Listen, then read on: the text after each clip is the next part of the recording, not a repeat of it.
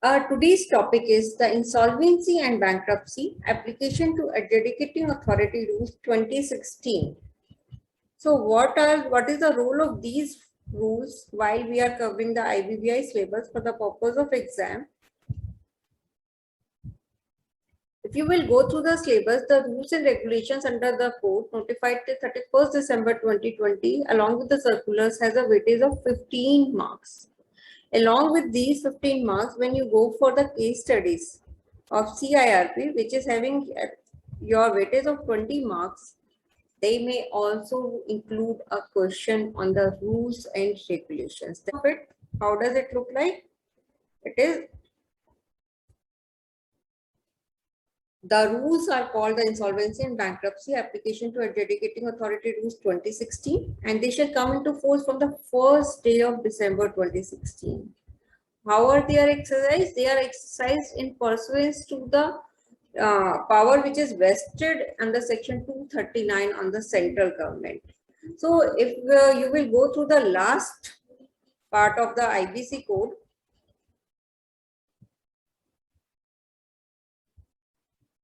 that is section 239, because we should know each and every point from where the power has been there. Section 239 of the IBC code vests in the central government by notification the authority to make the rules for carrying out the provisions of this code. And in the subsection 2, they are specially mentioning the matters with respect to which the central government may make rules, which covers in C, D, E, EA, and F the rules which we are going to discuss as an application to adjudicating authority rules. Simultaneously, if you go through it and if somebody asks under which section the central government has power to make rules, it is section 239. And if somebody asks under which section IBBI has power to make regulations, it is section 240.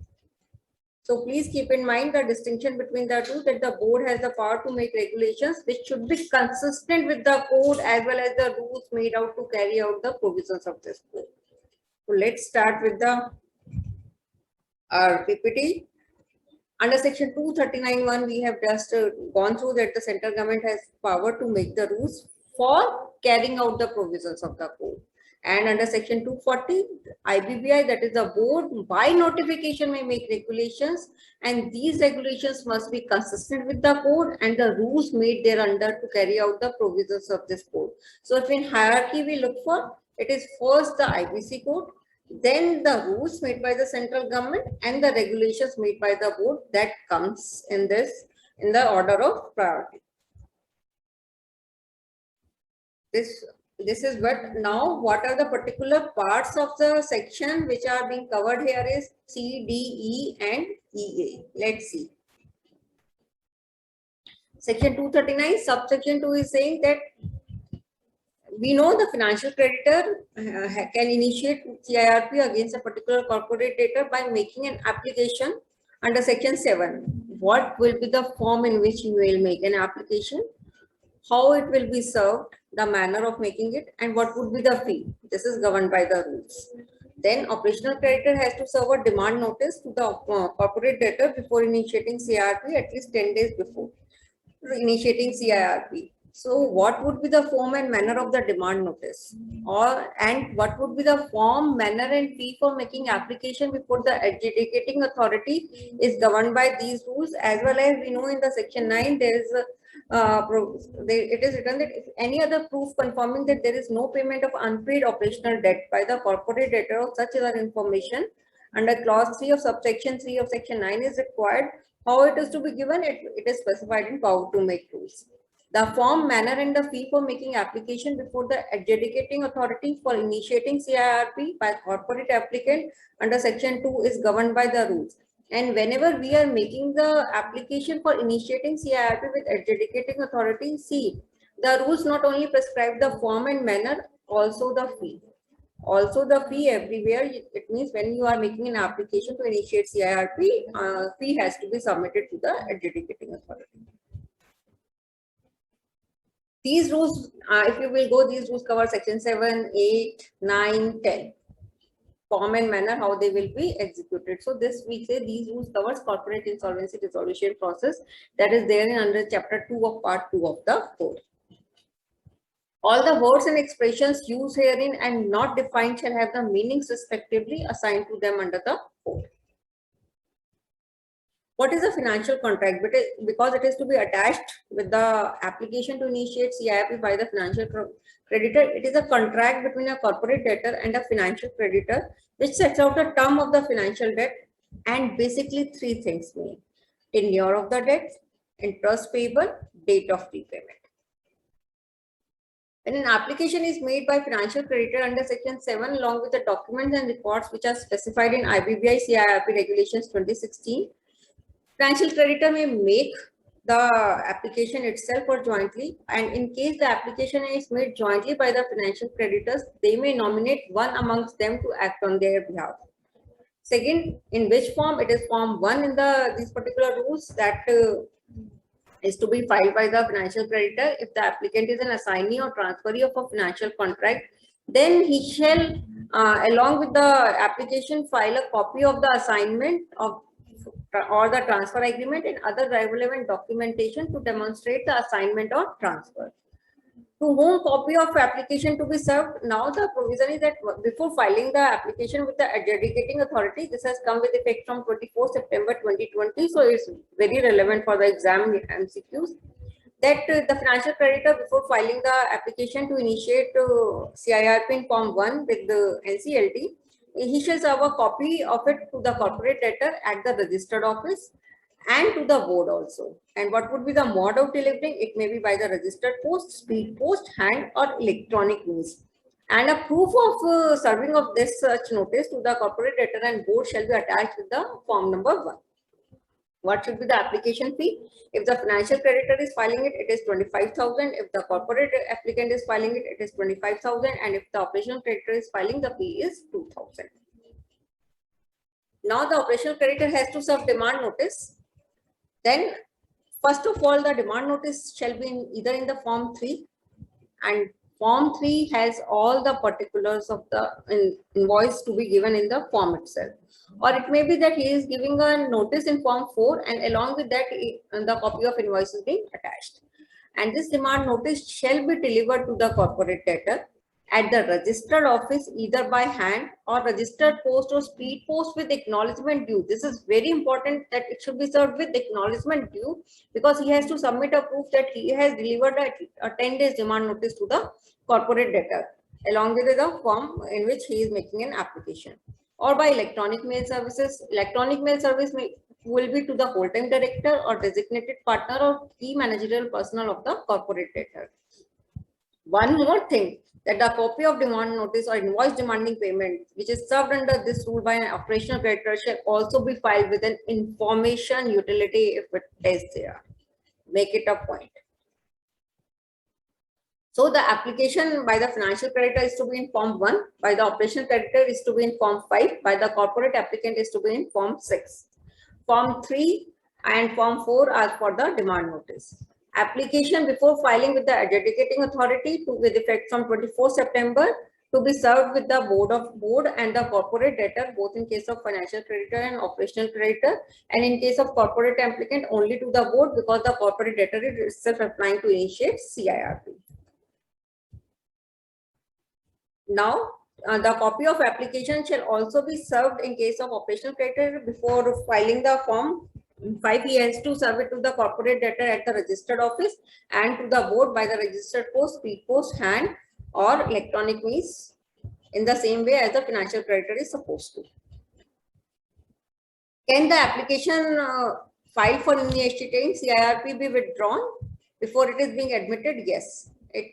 Adjudicating authority may permit the withdrawal of application on a request to be made by the applicant itself before its admission. So it's the applicant who has to make an application. No other one can make an application for withdrawal other than the applicant.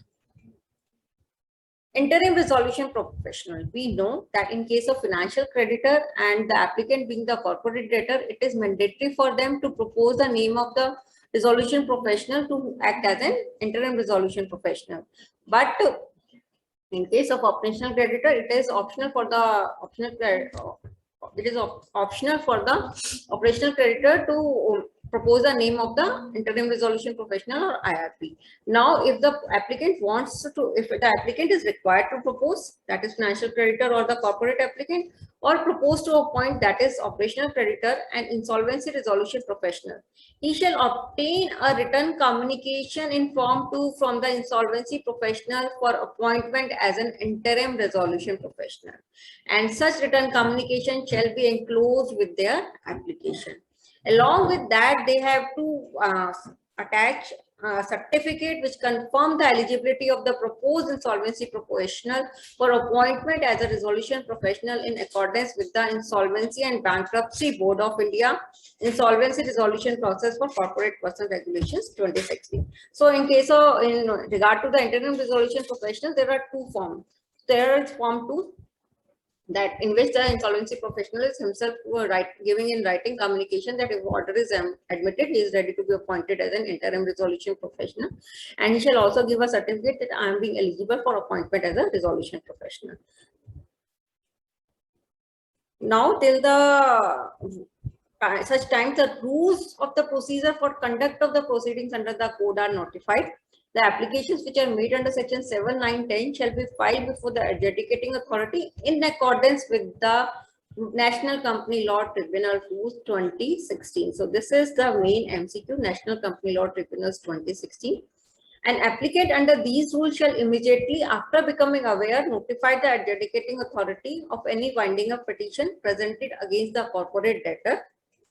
So if any winding up petition is presented against the corporate debtor, as soon as the applicant is aware of it, he shall bring it to the notice of the adjudicating authority.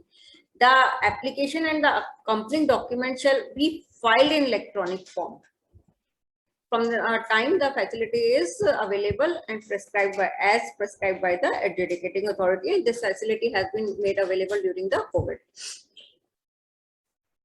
Provided that such facility is made available, the applicant may submit the accompanying documents, and if they are bulky, in electronic form. And we all know whenever we are filing the documents in electronic form, they shall be scanned and they should be in legible PDF format, that is portable document format.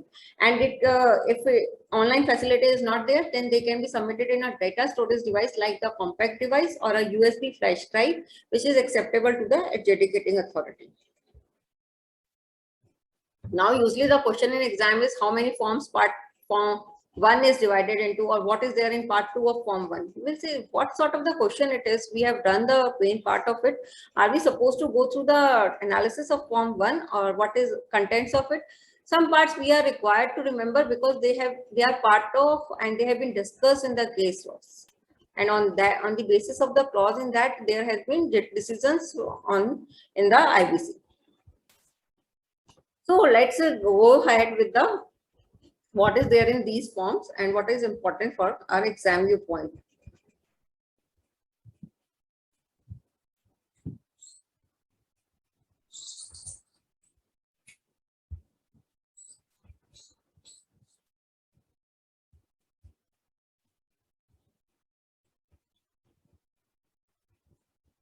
The rules we were doing here.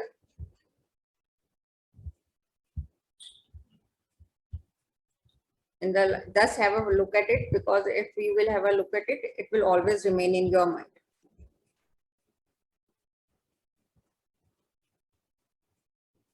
This we all discussed till now. Now we come to our form 1. Form 1 is application by the financial creditor to initiate CIRP under chapter 2 of part 2 or under chapter 4 of part 4, that is dealing with the fast track code insolvency resolution process. Now when I go through it, it is saying that financial creditor is submitting this application, and part 1 is dealing with the particulars of the applicants, and if there are more than one financial creditors who are making the application, separate details is to be provided regarding each of the financial creditor. If you will go through its point 5 and 6, they are very important because they are saying 5 is saying name and address of the person who is authorized to submit the application on its behalf. That is, and the authorization is to be enclosed with it. name and address of the person resident in India authorized to accept the service of process on its behalf. Authorization, specific authorization is to be attached with the application. Part 2 is dealing with the particulars of the corporate data regarding the CIN number, what is the address, what are the income, everything should be there. Third is the particulars of the proposed interim resolution professional. Fourth is the particulars of the financial debt. And fifth are the enclosures which are there in support of the financial debt. They may be with the information utility, with the banker's book evidence, a record of the default with any credit information company, or securities being given and securities being held against it, or an order of a court, tribunal or panel is there. They can all be attached. Apart from that, if any other document is there, it could also be attached and it could give the details of the debt also. Now, he has to make a specific declaration that he has the financial creditor has paid the requisite fee, that is 25,000 in case of financial creditor, and the mode of being payment. And then the another that it has served a copy of this application by which mode, registered post, speed post, electronic means, to the registered office of the corporate debtor as well as to the board. So they are so important that it has the declaration has to be made in the application itself regarding the serving of the copy of this application. And in the last, it will be signed. Who will sign? Is it necessary for the financial creditor to sign the form 1 itself? No, because it's a signature of the person who is authorized to act on behalf of the financial creditor. His name, position with or in relation to the financial creditor is to be mentioned, and then address of the person signed. So it has 5 parts. Form 2 is a written communication by the proposed interim resolution professional, in which he is giving a declaration that I am ready to accept the appointment if the order is being admitted. My registration number with the board is this, and I'm quite to practice as an insolvency professional. Third point that is very important is he has to give the assignments in hand as an IRP, as a RP, as a liquidator, as an authorized representative, bankruptcy trustee. Why? Because the IBPI want to judge whether this particular person who is proposed to be appointed as an IRP has sufficient time to devote to a new CIRP being admitted. Then he has to certify that no disciplinary proceeding is pending against me. Apart from that, if the applicant requires, he has to give a certification that all the details above are true and correct. Now, Form 3 is the demand for the notice or the invoice demanding payment that is required under Section 8 of the IBC. In this, I have told you that the whole particulars of the operational debts are there. Everything will be attached there, and then a note. It will be said specifically that if you won't report in 10 days of the receipt of this letter, if you will not say give us the proof that you have made the payment, or this is a disputed debt, and then we will initiate a CIRP against you. Specifically is to be given, because then it will be called a notice. So Form 3 is a combination of the invoice as well as the notice. And then signature of the person authorized to act on behalf of the operational creditor means any person who is specifically authorized by the operational creditor, as there in point. If you will go through the point, then he has to give a this person is authorized to act on behalf of the operational creditor. His name, his relation with the creditor, and address of the person signing has to be given. Form 4, I said an alternative of the Form 3, that is notice with which invoice demanding payment is to be attached. So it will have only the notice that if you do not repay debt within 10 days of receipt of this notice, they may file an application to initiate CIRP with the AA under Section 9 of the code. Again, it could be filed by any person who is authorized to act on behalf of the operational creditor, and all other details like the position with or in relation to OC is to be mentioned here. Form 5 is application by operational creditor to initiate CIRP. If you will look for it, it again has the 5 parts: particulars of the applicant, particulars of the corporate debtor. There he has to specifically mention who is the person authorized to submit the application on his behalf, and the specific authorization is to be enclosed with this Form 5, and also the person resident in India who is authorized to accept the service of process, and along with specific authorization is to be attached with it. Part 3rd, if he is proposing the IRP, then he will give the detail of IRP. Part 4th is the particulars of the operational debt, just like in the Form 1, and Part 5th are the attachments as a proof of default by the corporate debtor. It may include the security, it may include other reservation particulars of the order of the court, tribunal, or the information utility, anything that is banker's evidence is there, it can be there. Again, it can be signed by any person who is authorized to act on behalf of the operational creditor. It shall be a copy of the invoice or demand notice shall be attached with it. There is a new form that has been inserted in it with effect from 24th September 2020, which is very important to remember, is that I have mentioned in my summary also, that it is applicable only in case of operational creditor, and this is a form which is given by the banks and financial institutions which are maintaining the relevant accounts of the operational creditor. And what it is, form 5A, it is given by on the letterhead of the banks and financial institutions, and they said that based on the request of this particular client which have this particular account at this branch, it is certified that the following amounts have been credited in last 3 years in this account on behalf of the corporate debtor. There is a particular account in which the corporate debtor is making the payment. The details of that for the last 3 years is being given here as a certification by the banks and the financial institutions. So this form 5 description is very important, because this is latest one. Form 6 is again an application by CIRP to initiate corporate applicant to initiate CIRP under chapter 2 of part 2 or under chapter 4 of part 2 of this code, that is a fast track CIRP or the fast track process. It will give them in the first particulars of the corporate applicant. Again, it will specifically mention the person who is authorized to submit the application in form 6 to initiate CIRP, right? And then name and address of the person who is resident in India and authorized to accept the service of process on its behalf. Part 2 is the particulars of the proposed IRP, which is mandatory for the corporate applicant to give. And part 3, he will give the particulars of the operational and the financial debt creditor wise, all everything. And in the last, the person who is authorized to act can sign it and behalf of it. So if you will go through the particulars of the form, and in HF5 it is saying it has to submit copies of the audited financial statements of the corporate debtor for the last 2 financial years, relevant for MCQ, for the last 2 financial year, and the provisional financial statements for the current financial year made up to a date not earlier than 14 days from the date of the application. Simultaneously, a statement of affairs giving all the information about the assets and liabilities of the corporate debtor, the assets which have been given as a security, who are the financial creditors and the operational creditors, particulars of the debt, particulars of the guarantors, made up to a date not earlier than 14 days from the date of application has to be separately given.